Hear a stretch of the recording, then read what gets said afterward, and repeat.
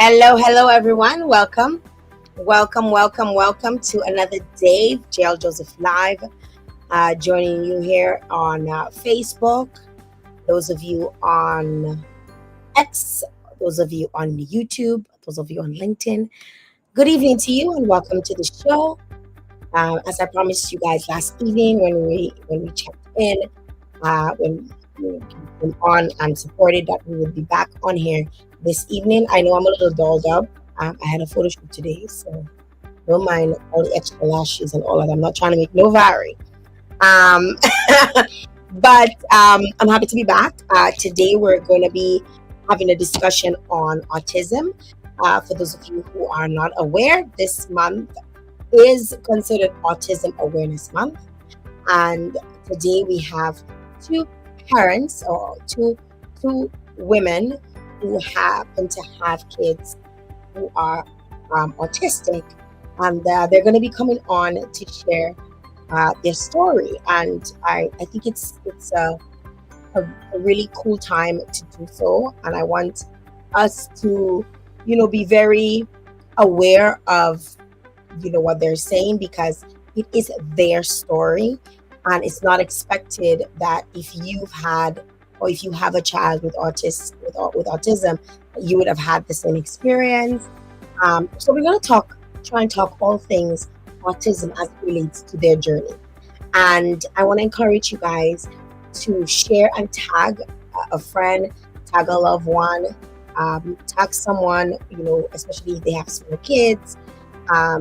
Tag people to get them in the conversation, because it makes no sense for us to move through life not knowing the different things that will potentially happen to our kids, and how they can be affected or not, because there's so many different I call it like a roller coaster when it comes to dealing with a child with autism, because of the different spectrums and so many different things, and we're going to learn from them based on their experience.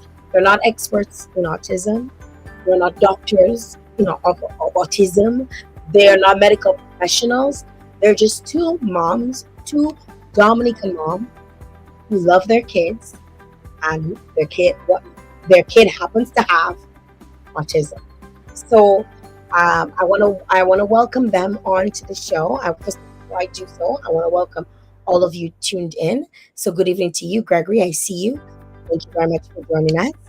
And thank you for those of you who started sharing the live and letting folks in on the conversation. Thank you very much for that. So we'll get straight into the topic, into introducing them, because I want to make sure that I can ask as many questions as I want, because I'm a curious one, as you know, and we want to ask as many questions because it can happen to you. You never know. You never know, and I want to play devil's advocate tonight, especially for those of you who probably never experienced having a child with autism, or don't even know what it is, or what the signs are, or what to expect, or anything. So we're gonna get into the conversations, and I want to welcome to my show two moms. So I first of all want to welcome Samantha. So I want to say good evening. Hi, Samantha. Hi, Jael. How are you? I'm doing well. How are you? I'm good. Good. And I also want to welcome Kendra. Hi, Kendra. Hello, Jael. How are you? I'm doing well. Thank you. Thank you very much. Welcome to both of you. Thank you very much for coming on the show to talk about autism. And we're going to get straight into the conversation. I first of all want to thank and shout out Judy Larrock, because she was the one who kind of nodded me and said, Jael, like, it's Autism Month. Like, what are you doing? And she initiated the conversation. So I want to shout out to Judy Larrock out of Portsmouth, Posse Massive in the house. Thank you very much for that. I appreciate people like Judy who keep me in check and who keep me informed and can keep me, because that's how sometimes I'm able to connect with different guests and share people's stories. So thank you very much to both of you for agreeing to come on the show.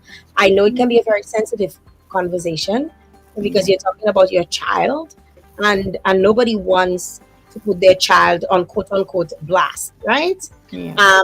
And here you are, going to be sharing your story. And I want people to be very sensitive to the information that you share because it is your story. Nobody should make a mockery of it. Nobody should not say, oh, they don't know what they're talking about because you are sharing your experiences. Okay. So I want to first of all start off with you, Samantha. And the question will also be posed to you, Kendra. But can you share a little bit about your journey um, in terms of being a parent of an autistic child? So first of all, tell us how many kids you have, and if you have more than one, and tell us a little bit about your child who is autistic. Okay, well, I have one son. He's 5. It has been a roller coaster, both of emotions and every other thing, because it's my first son.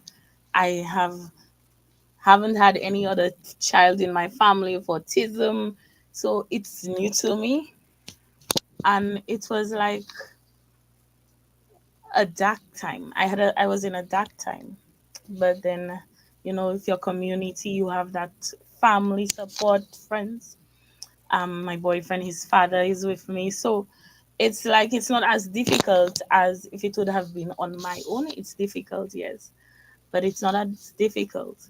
Um, I went so my son has been a typical child to an atypical child in a blink of a second, So Wow. it did have me in a shock because he was 18, he was progressing nicely, and then after that, he just lost mostly everything that he was doing at that We, time. we're gonna get into that a little bit, Yes. but I just want to, Kendra to introduce Okay. herself and her child as well, and tell us a little bit about her journey. Okay. Good evening again. It's a pleasure being here. For me, I have one son. He is 11. He actually just turned 11 a few days ago. He's my pride and joy. I mean, my whole heart. And the journey has been very challenging, as Samantha said. There are times when it's a roller coaster. For me, it wasn't as dark because I had a little idea as to what I was seeing and stuff like that, So it has been a roller coaster, but I was able to take it by strides, and my community has been there, my family, my husband. I mean, and we have been doing our best. So yeah, that's how it is. Mhm. What were the initial signs or symptoms that led to the diagnosis of your child, Samantha? I know you said that everything was appeared to be normal, and within a blink of an eye, Yeah. your son went from 100 to something closer Yes. to zero. So share with us about what signs or symptoms you witness, and then the decline. Well, he was eating. He would eat everything, and then after a while he stopped. Same What as what age was that? What age was that? about to a year, closer to a year. Okay. Yes. Um, the talking declined, lack of eye contact. After a while, he used to flap his hands certain times, stand on his walk on his tippy toes, um, bump into things. So yeah, that's about that for me. So you started seeing that about age just about one, right? Yeah. Hmm. Oh, he was progressing like a no, like a regular Yes. child. And I don't want to use the word normal because sometimes Typical. You I have feel to like use typical. typical, yeah. Yes. Typical, yeah. I really don't want to because we like to society like to make everything that is not the norm, the societal norm Yes. abnormal, and that's not the case. Right. So he was a typical 1 year old who would probably walk, who'd walked already, Yes. who was talking, saying mama, dada, and different things, and then and eating normally because Yes. eating fruits, and then that Yeah. just declined. Yeah. Was that the same for you, Kendra? Yes. For the first year, my son's growth was like normal. He met his milestones. As a matter of fact, by the time he was 11 months, he walked. Yeah. Um, by the time he was about a year, he could like call the dada. He called his sister, and when he was about 15, between 15 and 16 months, that's when I noticed that he started regressing. Yes. So, like the things that he would have said, it kind of stopped. He's eating. He could not stand certain foods. He became very, very, very, very picky. So yeah. So that's when I noticed that hey, something is not right. And then about 18 months, he started getting seizures. Seizures. So you both, does your child as well get seizures, Samantha? For me, it was brought on by COVID. After he got COVID when he was 3, and then he got started getting febrile seizures, like back to back to back. It has stopped from. It has stopped. From the time before, it was like every month he getting a seizure, or every 3 weeks he has a febrile seizure, and we're up in the hospital. So where were your kids diagnosed with autism? In your kids were like, so tell me, Samantha, where was your son diagnosed with? Dr. Shani, Okay. yes. So that happened in Dominica. And you, Kendra. Well, I first took my son to Dr. Shani, and she did a screening for him, and she did let me know that based on the signs that she saw that there's a possibility that he could have been on the spectrum. And then she also recommended that I took him for a full evaluation if I can, which I did. And last a few months ago, he was officially diagnosed as being on the spectrum. Yeah. Okay, so I mean, what you explained to me is I had a regular child, and all of a sudden you both explained very similar situations. What did you think caused, or what were you told? Were you told that something caused this, or because you, like you said, Samantha, for the longest there were no seizures, then all of a sudden after COVID, seizures started, and the similar situation with you, Kendra, your child developed seizures. What caused all of this? Was an explanation given to you? No, there wasn't an explanation really for me, but it's just that, as Samantha said, my son ended up getting febrile seizures. The first seizure he got, he actually had a viral infection, which brought up his fever, Hmm. and he got a seizure. But what was strange is that you normally with febrile seizures you get one seizure episode in 24 hours. My son got four of them. Was it four? Yeah, about four of them I think within 4 hours. So it was atypical. Okay, so I want to kind of try and see if I can pinpoint, and I don't know if you were able to. What was going on in in your child's life at the time? Were there life changes that could have possibly brought this on? I mean, you speak of the seizures, and Samantha, and it happening after COVID. But Yes. were there other life changes that were alarming? Uh, No, wow. no. No. When we thought of it, we think that it's a vaccine that he got. That is my thing. Okay, nobody else's but mine. Because after he got the vaccine, that was the only vaccine that made him sick, right? You know, they Okay. would tell you after a child gets a vaccine, they will get sick.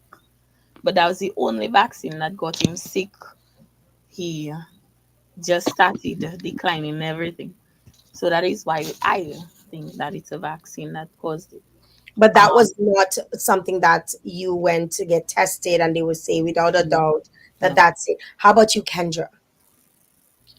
For me, I remembered clearly that my son had his shot the October, and he started getting sick at the end of December. So I cannot say definitely Mhm. that it was the vaccine, but that's around the same window, like about two Yeah. months, about a month and a half, 2 months later. I know for sure at that time he used to get a lot of like infections, like viral infections and stuff like that. So if there is a cold and stuff, that's when he would get infection, and then he would get the fever, and the fever would lead to him getting a seizure. Okay. Wow. This I'm here and I'm just like I'm just taking this in. I feel like I'm looking at the comments. People are coming on. So we have people like Glenda, Schillenfred. We have Crystal, Fingal, Laura is on. Beverly. We have Wallstone is on. um Guys, and I just want to let some of the viewers know that some of your comments, if you don't follow the page, some of your comments will not show up. So don't think that we're deleting or getting rid of your comments or anything, because if it doesn't show up, you think that we may have taken it out. If you don't follow the page, your comments will not be seen. So please follow the page so we can engage with you, so we can connect with you, so we're able to share any questions that you may have or any concerns or anything. That share is on, and she's saying that I had the opportunity to interact with Kendra's son. He's a very intelligent boy. Autism is a special ability, not a disability. I love special kids, special needs children. They are my passion. I'm a special education teacher. So a lot of folks are coming on. Mato Mato is saying, I love this information. So we're going to try our best. I want to also let the public know that we are experiencing some power outages on our street. So if for whatever reason this cuts off, I promise that I will bring them back on to continue the conversation. But we're crossing our fingers and our toes that we can go through the rest of the program seamlessly without any interruptions. Um, how did your family react to the how did you react to the diagnosis, and how did you cope with it, Samantha?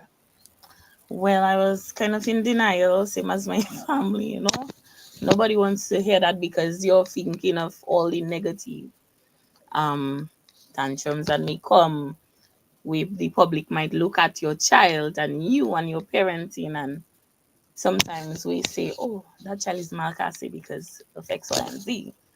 But sometimes we just have to look at the child and not the behavior of the child. Um, so it was a lot of denial, and so, but now we have come to terms with it. We know how to deal with him better. So that's how we have it. How Been about doing. you, Kendra? You on mute. You're on mute. Sorry, let me Sorry. unmute you. Go ahead. Go ahead. I must say that I was not in denial. First of all, one of the things I think that helped is that when I was taking a class with Miss Beverly Libler when my son was about one, and then in that class we spoke about autism and dealing with special needs children. Mm-hmm. So whilst the class was going on, I was kind of comparing what I was hearing Mm-hmm. to how I saw my son Mm-hmm. um, Was that a class proceed.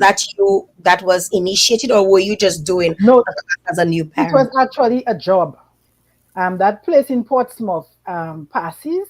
Mm-hmm. They were in the process of opening, and I had applied there to work with children with special needs, and we had to do that course. Wow. So I got a certificate from there. From yes, so I have a certificate from there because I actually wanted to work there.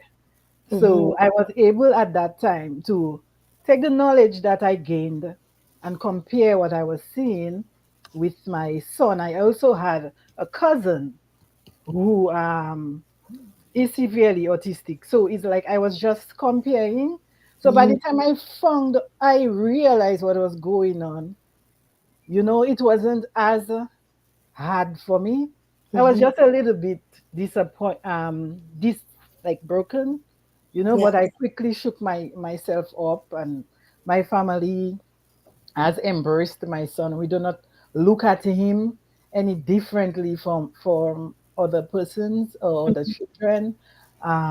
We work with him for who he is, and we just try to make life best for him as best as possible.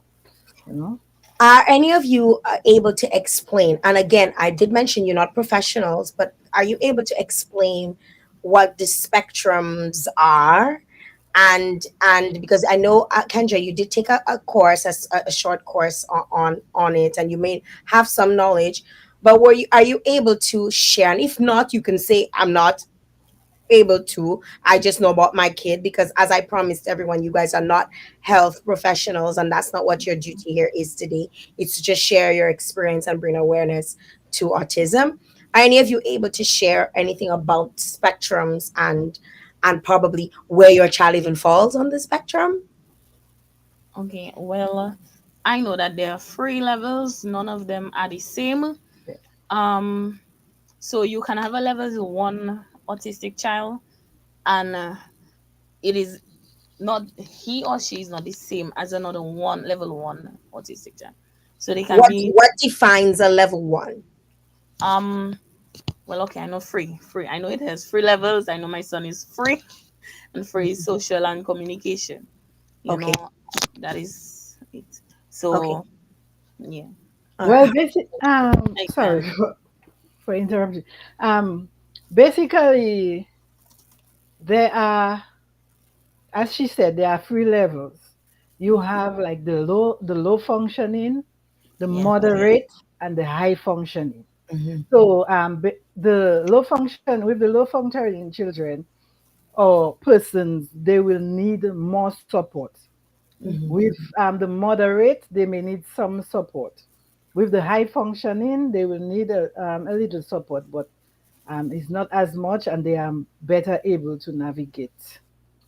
So You know, Samantha, they, your child is number three on the spectrum, but Yes. more able, is sociable, can communicate. How about your Yeah. child, your son, Kendra? Well, my son is partially nonverbal, so I Ah, am trying to learn sign to teach him sign. We have noticed that he is more vocal. He's uh-huh, starting to come up with the words, although they are not sounding as how you and I will talk, but they are more noticeable. mhm. Um, so that is where he is at communication wise. You know. Kendra. I think my son is moderate. Um, he has had limited communication in the past, but he has gotten much better. He is still not as the atypical 11-year-old in terms of speech and language, but he speaks a lot. Mm. Wow. I just want to go to the live. I see Beverly. Beverly has come in, and Beverly is one of the persons who I just want to really commend her. She was the one who actually introduced me to, you know, uh, persons who living with disabilities, and we did an entire program a couple years ago around COVID about some of the issues surrounding COVID, where persons living with disabilities were left out of the conversation, or even got didn't really get the assistance that they could have received.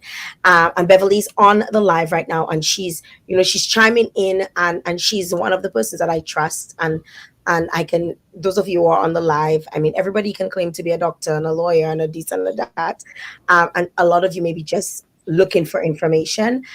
So she's a source of information. You guys do have a community called Peg Dominica, which is a support group that you guys formed, and we'll talk a little bit about it at some point. Some folks are talking about speech therapists and contacting speech therapists. So Rena is chiming in that there is a speech therapist on island through the Ministry of Education. And a lot of folks, Crystal is also saying that she's an autistic mom, and she's sending the heart emojis. Um, and people are asking what kind of services are available on island for autism or other special needs. Do they have access to speech and occupational therapy? Again, I'm going to ask these questions as it relates to them and their own children, because I'm not here to call out anybody. This is not what this is. This is just awareness, building awareness about autism. And I want to understand from the two of you, what are some of the challenges that you face raising an autistic child? So I like to go. We'll just go Samantha. Whenever I ask the question, Samantha answers, and we'll go. Go ahead, Samantha. Resources, toys, um, chats, anything to make it easier. I have to order it, and it's more costly to order. You have to pay for the item, pay to ship it, pay to clear. So toys, the resources at hand, both man and the materials, it's limited. Like I heard Mm-hmm. you say, there's a speech pathologist at the Ministry of Education.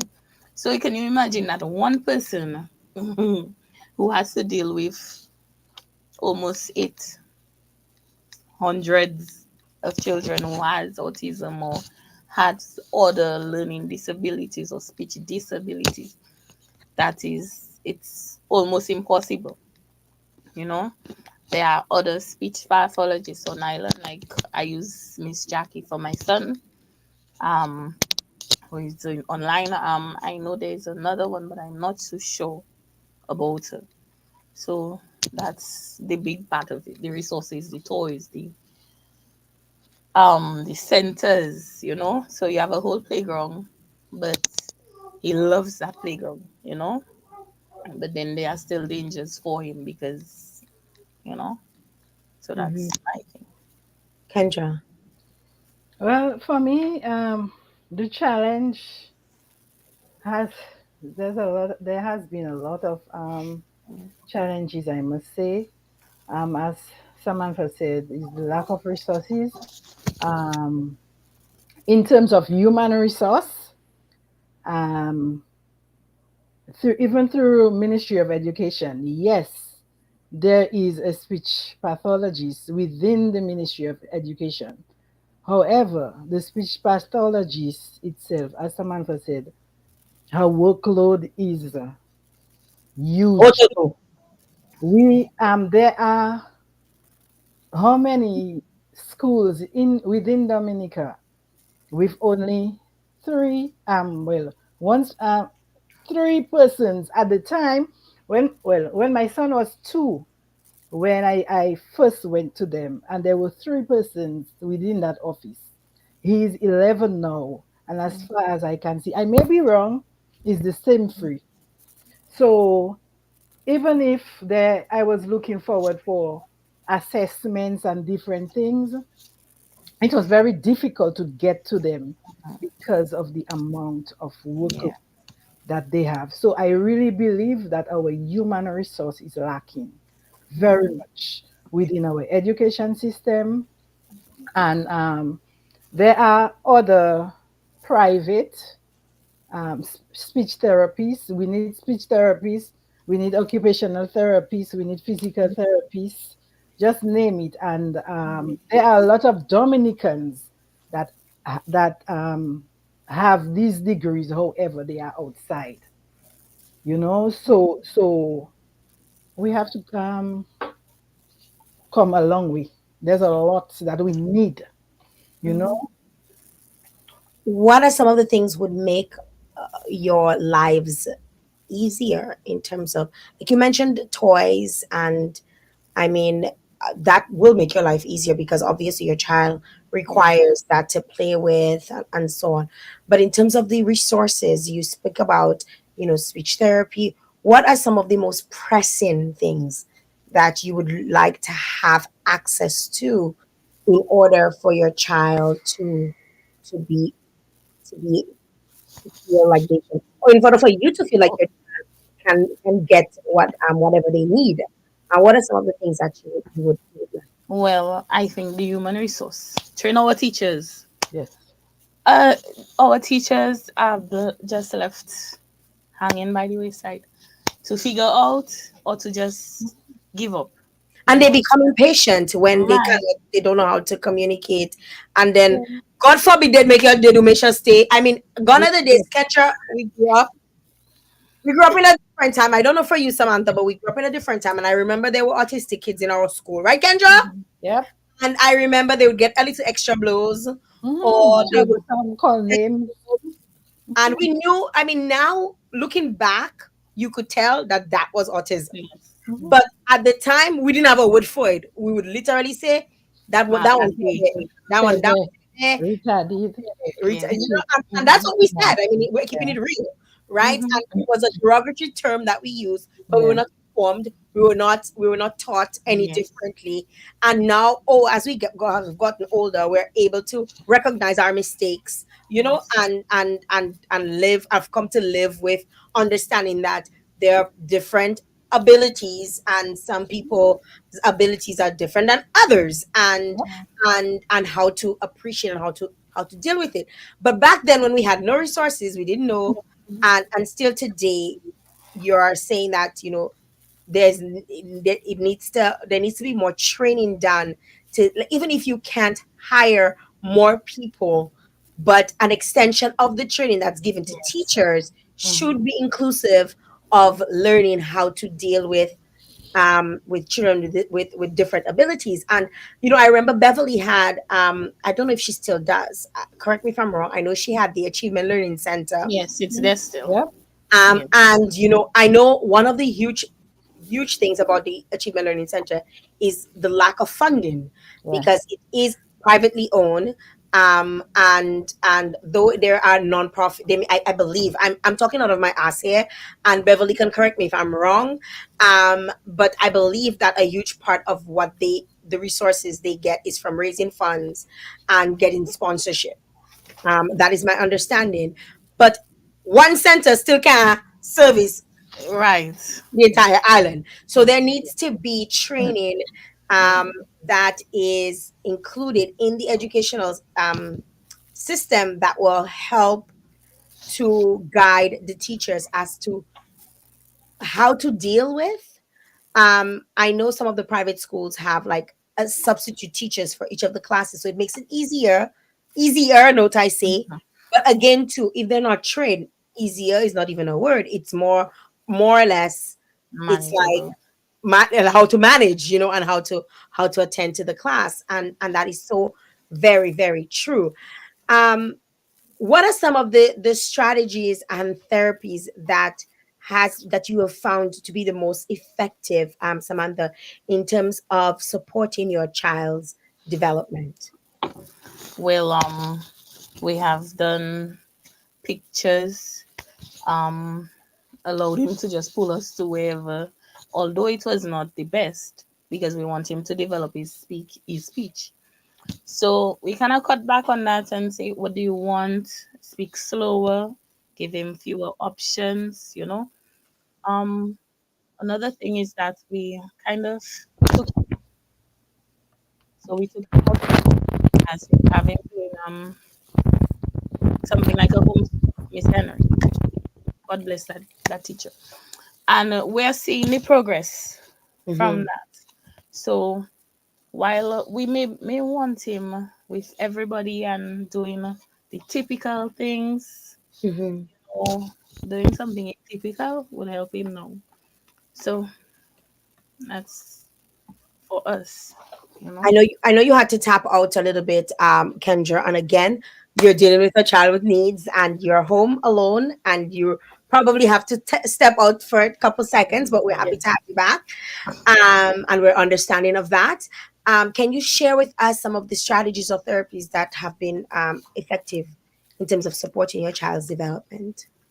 Well, for me, saying that it's so limited within Dominica, from the time I noticed that my son may be on the spectrum, basically I'm an early childhood educator. So I used my field to work with him because early intervention is key. And that is one of the things that is very vital when you deal with children with special needs. The earlier you once you notice that your child may be on the spectrum, or there are red flags, it is always good to seek professional help, or as to take them to a doctor, share with the doctor what you think, and see how you can work from there. So I started working with my son at an early age, as much as I can, getting him. I talk to him a lot, but the way in which I speak to him, I spoke to him slowly, Mm-hmm. and when I see that he picked up on what I say, I build upon his words. We call it scaffolding. So basically, that helped. Um, I took him out. It's like showed him with going to the park. We went for walks. It's like I never really kept him inside and afraid. I have not been that parent. You Okay. know, I tried my best to get him to interact with children as early as possible because I know that social interaction is key. Yes. So at 2 years, I had him going into a preschool for 1 hour. Okay. And and then I went to the ministry. I got authorization to put him into school earlier, preschool earlier than 3. So by the time he was 2.5, he was already in preschool.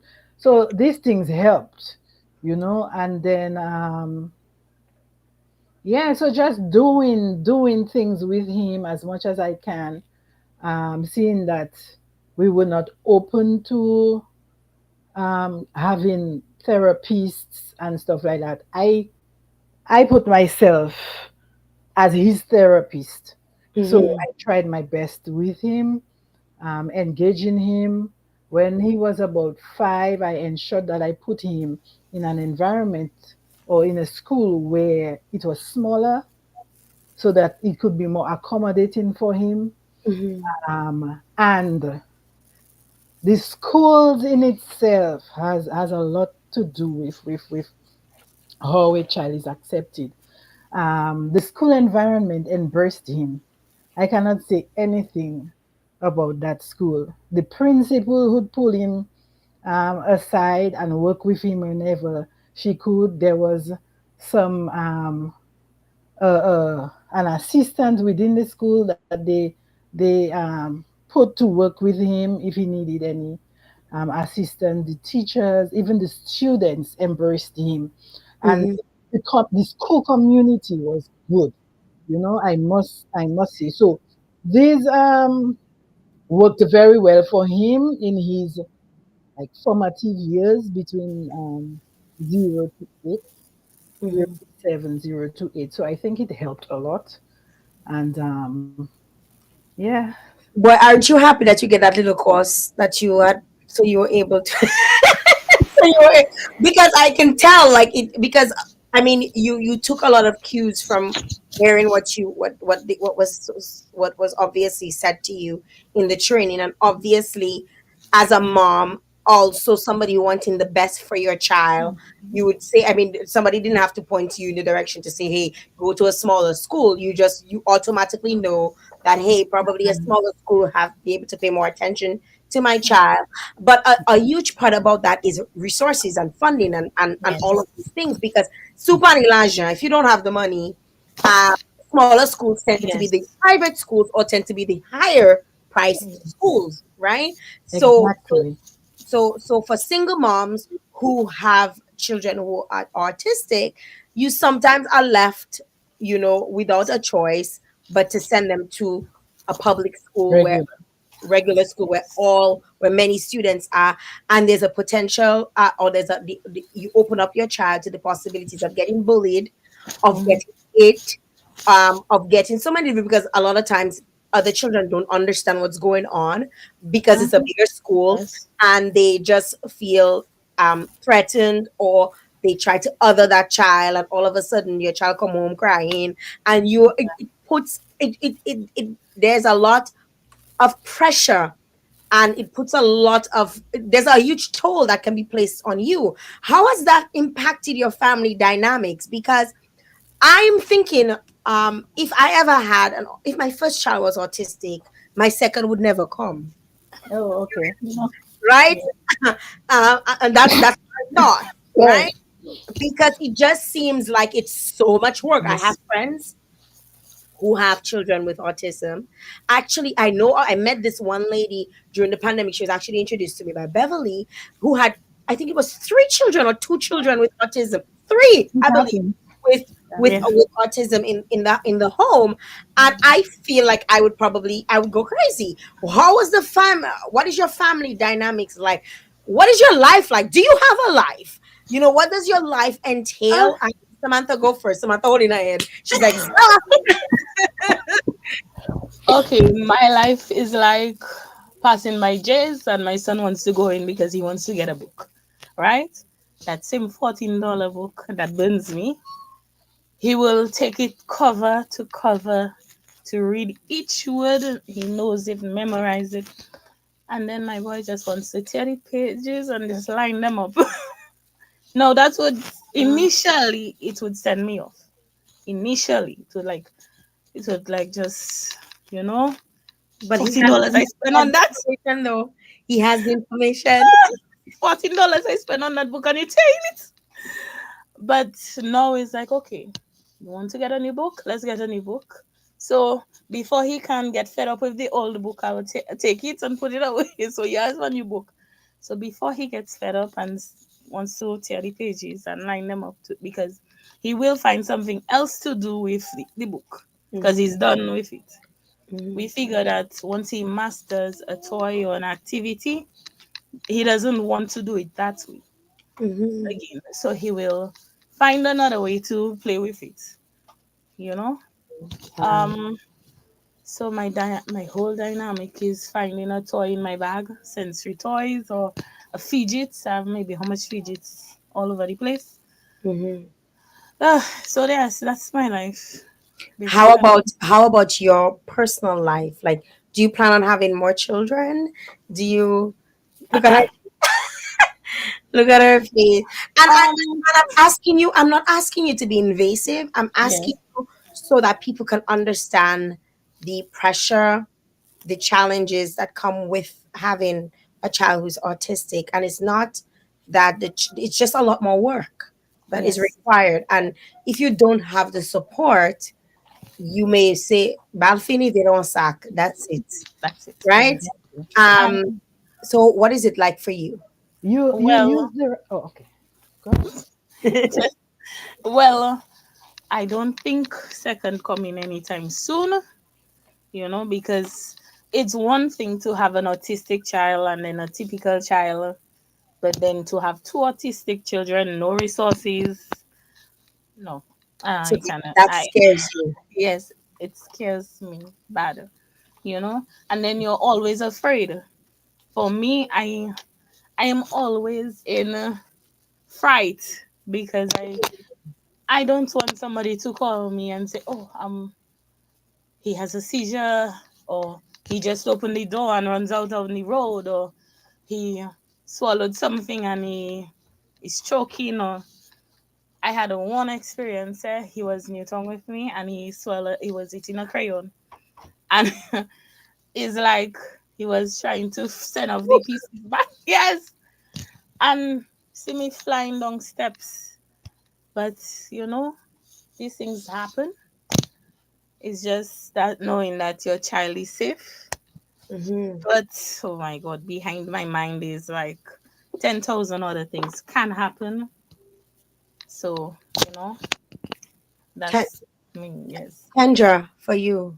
Yeah, as you said, Jael, earlier, support, having support is everything. Mm-hmm. So, if you are in a family where there is little to no support, it can be very challenging. Um, Yes. Generally, I'm not an outgoing person too much, so I spend most of my time at home. 90% of my time is consumed by my son. Mhm. Um, as Samantha said, it is very difficult for me to leave him and go anywhere because my mind is never at rest, Yes. especially as it relates to the seizure aspect. Um, yes, but the few persons that I have around me that I could really trust with him, um, I would like leave him every now and again if I have to do something that is very important. There are a few persons that I could ask. Other than that, my everything that I do, whether it's work, home, just my entire life, is surrounded uh, Yeah. by him. Your entire life revolves around Revolves your around, yeah. kids. Your kids. What advice would you give to other parents who may have recently received probably an autism diagnosis for their child, or they probably are seeing, the same little signs or experiencing the same, or their child experiencing the symptoms that you explained earlier? Mhm. What sort of advice would you give? Well, early intervention saves lives. It's key because you can maybe brush it off, but then it will come up and to come up harder, you know? So if you're seeing your son is speech delayed, find help, you know? YouTube, Google, you know? Um, so that was a lot for us. We used to Google. Google was our best friend. Hmm. Um, Even when we fought, maybe we are crazy a little bit or overthinking thing, we will use Google. Um, Use pictures, use, like Kendra said, slow speaking. Do you want apple or do you want X, Y, and Z? You build up on it. Um, but early intervention is key, you know? You, Edra. So for me, um, don't sit in denial Mhm. for too long. Yeah. Get up, brush yourself out, and try your best to help your child as much as possible. Um, Autism is not a disease. See your child for who he is as a human being first. Um, do what it takes to help him to thrive and to Mhm. enjoy the best that life has to offer him or her. Um, you know, there's not much that you may know, but knowledge is power. Try Hmm. to gain as much knowledge as possible. Um, Take your child out. Yeah. Don't be afraid or ashamed of what persons will say, because society can make you feel a lot, especially when you're dealing with a child who is autistic. Their physical look, nature, or what you see, it doesn't. It look like a typical child. Yeah. So Somebody might see your child behaving one way, and they might tell you stuff about your child. That is your opportunity to let the person know that, hey, my son is autistic, and educate them, Yes. about your situation, Mm-hmm. and go whatever miles that you have to go for your child, whether it's within school, be there in school. If there is something that you do not like, Yeah. let the teachers know. If encourage them. I mean, I've had my fair share about school and my son, and some teachers, kudos to them. I mean, God sent angels, and I have to clap them. Others, I think they can do better. That's my own personal Mm-hmm. thing. And the be at the ministry, there's a lot I think that they can do to help, even the resources. If the ministry doesn't have the resources, then I believe that we can source some resources outside, or get some information as to that you can give to parents, in order to that they could go to help. Whatever it is that you can do as a parent, fight for your child, and do what it takes to make their life blossom.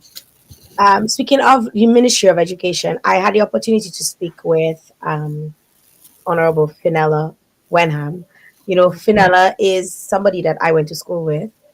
So I consider her a friend even before anything else. And I spoke to her about, and I know she's her role essentially deals with reform and educational reform.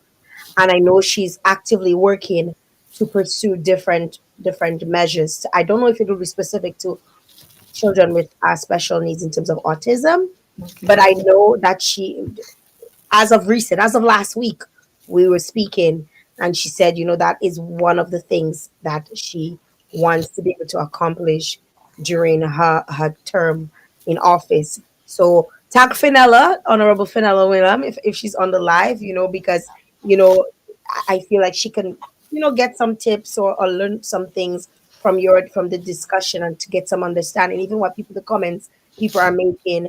That she informed me. It wasn't something that came up where I was chugoning her for. She just it was just in conversation. But I always chugoning people. It was just conversation. Kendra laughing. Kendra know me a little too well. Um, but we were just having a discussion, and it came up. So I hope to see something in the not too distant future, along the lines of education reform as it relates to children with special Yeah. needs. You guys have formed a community called PEG. Tell us, Yes. I'll let Kendra lead with this one. I think you should make Samantha take Samantha, Samantha, that lead. you're on a good roll then. I try to mess it up. Samantha, tell us a little bit Okay. Well, PEG was formed by Lisa Wati as a U-Week assignment with the Achievement Learning Center. She has since moved on, and there are 5 of us now in the executive role on PEG, on PEG, sorry. Um, we have Michaela Williams, who is our director. We have roles in our little community.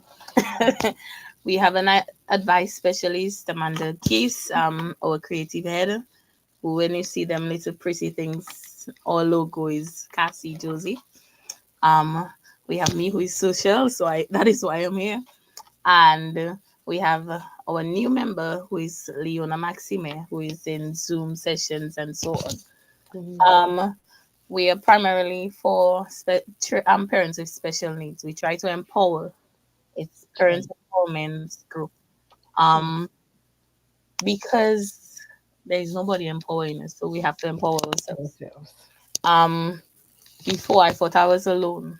I thought, or used to think that, but I'm not seeing anybody else behaving so. One, that kind of brought on the darkness for me. Mhm. But then when I met this whole group of parents and their children, it came, it shed light. It made me feel better. So is like I am not alone. I have Kendra with me. I have so many other awesome parents and their awesome children. And we just hope that we empower somebody and they Yes. can empower somebody, you Mm. know. So we have had little activities among ourselves. We had a sports day, which we hope to be annual. Mhm. We have planned uh love fest. Mhm. It's not yet come to pass, but we have it in the works. A yoga retreat, some Zoom sessions.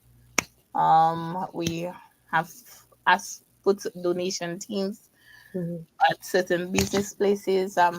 So we're just trying to empower somebody, you know? I believe It's there's somebody from your page who's on the chat right now. So Mhm. just give us some information if there are parents who are looking for that support group in terms of how can they reach you, how where would they be able to get the information, what are some Mm. of the social media pages that they could connect with, or if a contact number or email.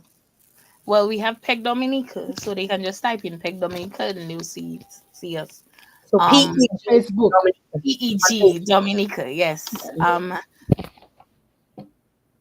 I can tag them Yes, in the comments, but yes. that's what we are doing so far. Fantastic, fantastic. And I love the fact that you say, we need to empower each other and we need to empower each other. And that is what the group is about, empowering every single one of the other parents who are going through very similar circumstances or challenges or all of that stuff, around having a child who's autistic. Um, I want to really know.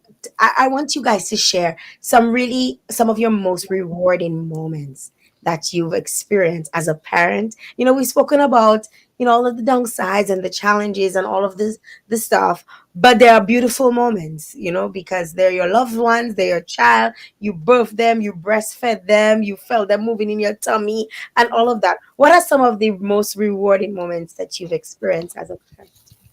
Well, for me, it's hugs.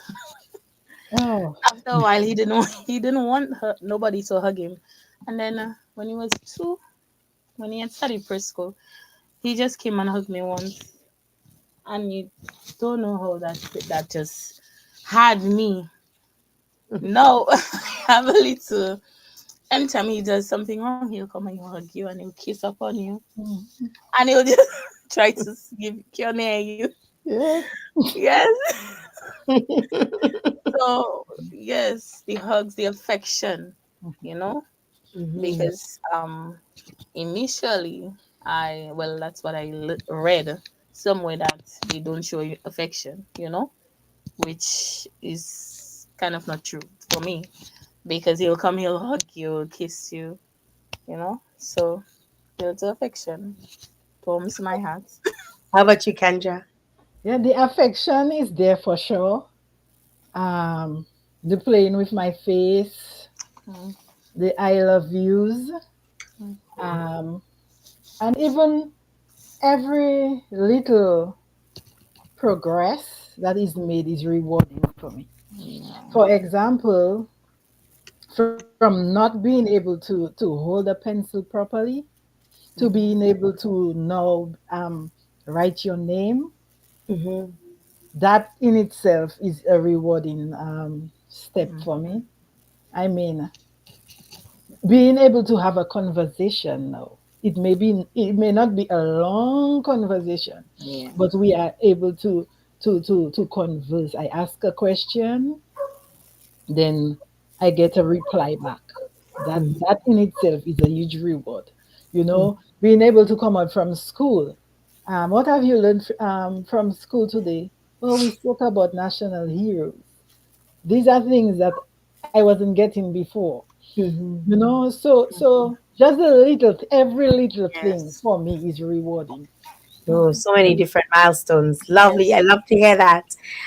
What do you envision in terms of the future for your child, or even for yourself having a child? What are some of the hopes, or probably some of the aspirations that you would like to have for your children, Samantha? Well, for me, like, well, Kendra's son is 11, but I hope that I have a little conversation, a verbal conversation, as his Mm. words progressing now. So I'm hoping for that, you know, like she said, celebrate every achievement, But that is something that I hope for in the future, maybe eating a plate of rice for me to pay our little kalalu, but we can hope, You can only hope. we can We can only hope. only hope. Yep. Yes. Yeah. Kendra? So, well, all I want from him is to just enjoy life as best as he can, and for him to know that I will always be there, and I will try my best to give him the best that life has to offer him. I rather try than not try, Yeah, Hmm. and whatever he wants to be. Today it might be a fireman. yeah.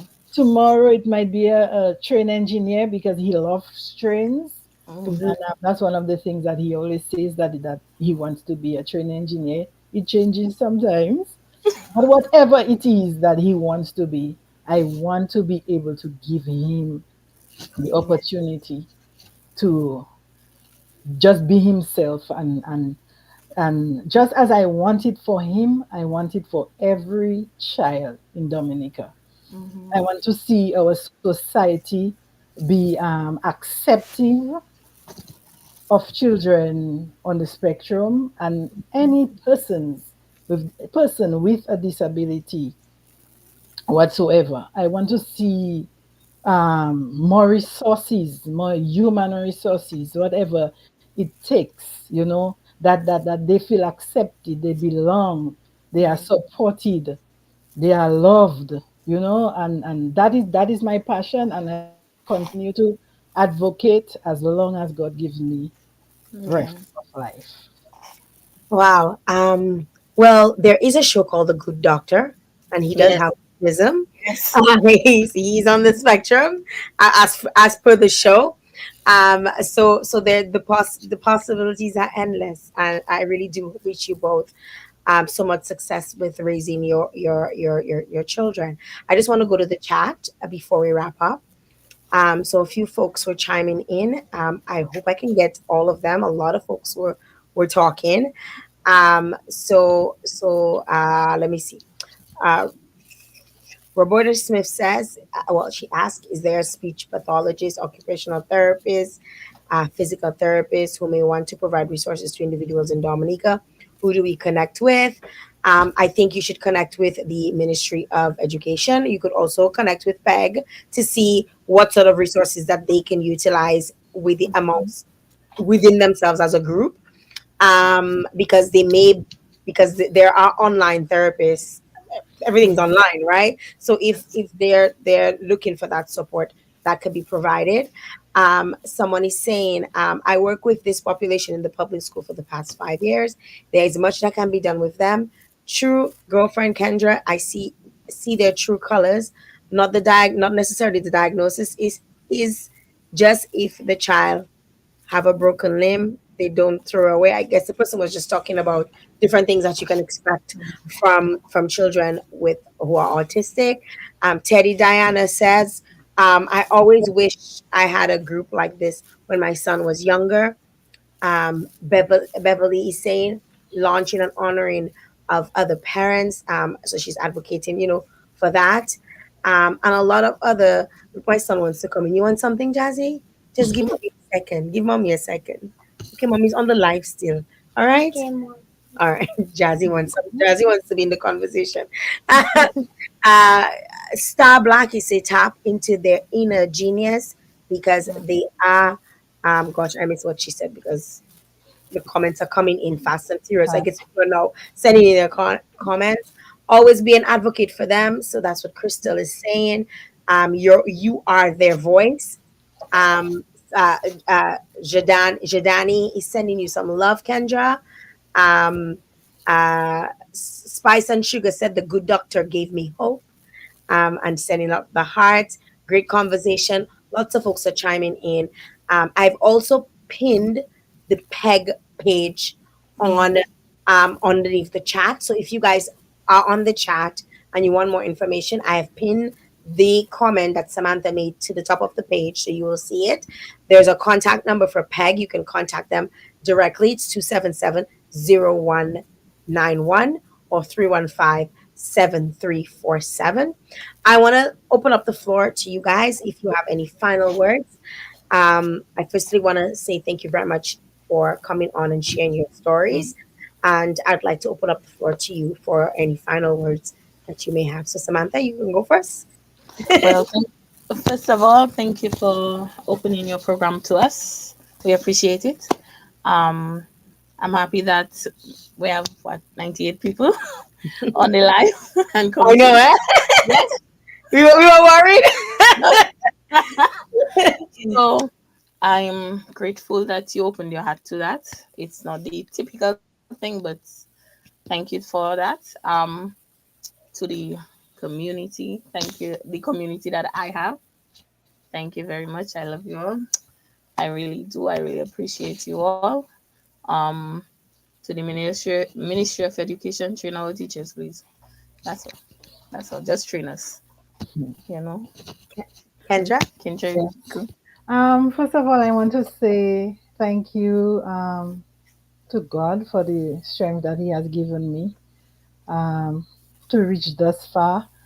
I thank you, Jael, for accepting us to be on your show. It was indeed a pleasure to give my experience, and I want to thank Judy for creating the opportunity. As you said, she has always been there um, for me and my business. I am actually the owner of Little Sunshine Play School in Portsmouth, which is a toddler play center. Um, I actually opened it because I wanted to create that opportunity that when I needed um, early intervention for my son, it was kind of difficult to get it. So I wanted to create that opportunity for other children. And with my background in early childhood education, I said, why not? So I thank you. She has always been supporting my business. And then there it is that, you know, she supported this are we doing today. I thank you. Yes. I just want to say thank you for the support system and for everybody that has played a role in my son's life, one way or the other. Everybody that has encouraged me, encouraged us, and thank you to Peg for being there as we are each other's support, which is very vital because we all need a shoulder to lean on. It is my desire to see more come out of PEG and more being done for Dominica's children that are on the spectrum. Um, yes, and just thank you, Jael, most of Right. all for what you Well, said. I'm telling you, I would not have known, like I told you guys at the start of the program, Yeah. I would not have known that it was Autism Month if Judy didn't nudge me. She actually sent me a direct message and she was like, "Do you know it's Autism Month?" And I'm like, "Autism Awareness Month." I was like, "No, I didn't." And she's like, here's somebody you could talk to. Bring them on your show, and whatever. And so I just want to big her up, for initiating that contact as I did. And I want to be able to have more shows like this, more shows that are informative, more shows because I love telling people's stories, and hopefully getting helping them get the help that they need. But if not getting the help, but just to empower others, and knowing that you can find a community even right here. Right. Through the shows on Facebook. So I want to say thanks again to you, lovely ladies, for coming on and being so gracious with your stories and sharing your authentic journey with us through the challenges, the ups, the downs, and Yeah. obviously the sunshine that comes with having a child with autism. And I want to thank you again for coming on and really being candid with us about your experiences and and hopefully we can also help you guys get some resources that you may need. Thanks again, guys, for joining me. Bye bye, All right. Take Bye. care. God bless. Bye-bye. guys. Oops. I always do that. I don't know why I always do that. I excited. Let's do this again. There we go. All right, guys. Thank you very much. Oh my God, to all of you who came on, thank you. Thank you very much. Truly appreciate you taking the time out of your schedule this evening to come and join us here on the show. I want to thank the two moms, Samantha and Kendra, who join us. And thanks to Peg Dominica. I hope you guys learned a lot. I learned a lot, and I hope you guys felt empowered. I hope if you are on the live and you are able to help them with resources, I hope that you can extend your hand and help them. I know people like Beverly LeBlanc, she has played a significant role in the terms of educating not just children with special needs, but the parents or people who are interested in knowing about early childhood education as it relates to special needs. And she's able to continue this work. And if you can show your support, she's also on the live. You can reach her right from my page. Her name is Bevy. What is it called? Beverly Lebs on there. She's somebody who has always been a friend of the show. She's always supported my initiatives on this show, and I want to send some support her way. And if you're able to show support to her, please do so. I want to say thank you very much to every single one of you who joined, those of you who shared, those of you who embraced, those of you who were respectful, because that is so very important to be respectful, especially when people are sharing their life's journey. And just thank you very much for taking your time out of your Wednesday evening to come on here and enjoy the conversation, enjoy the information, and learn from something. So I'm definitely, I feel like I'm in a better place just knowing all of the things that I know today, and hearing it from the words of, or the mouths of these two moms. I'll be back with you guys tomorrow. So tomorrow we have our final show for the week. So doing this, I forget I used to be on radio every day and doing like 2 3 hour shows every single day. And now I feel like, oh my God, I'm so tired. Like I've been doing this. I feel like I've been doing this forever. So we have a show tomorrow. So we're going by Abia is going to be joining us tomorrow. Abia Israel is going to be joining us on Run the Track and Talk. So I want you guys to come on board tomorrow. Tomorrow is sponsored by Digicel, and we're so excited to be bringing you that show tomorrow. Abia has such an interesting story. I'm so excited to have her on so she can share about her life, share about love, share about music, and everything in between. And I want to say thanks again, and I'll see you guys tomorrow, same time, same place. Thanks again.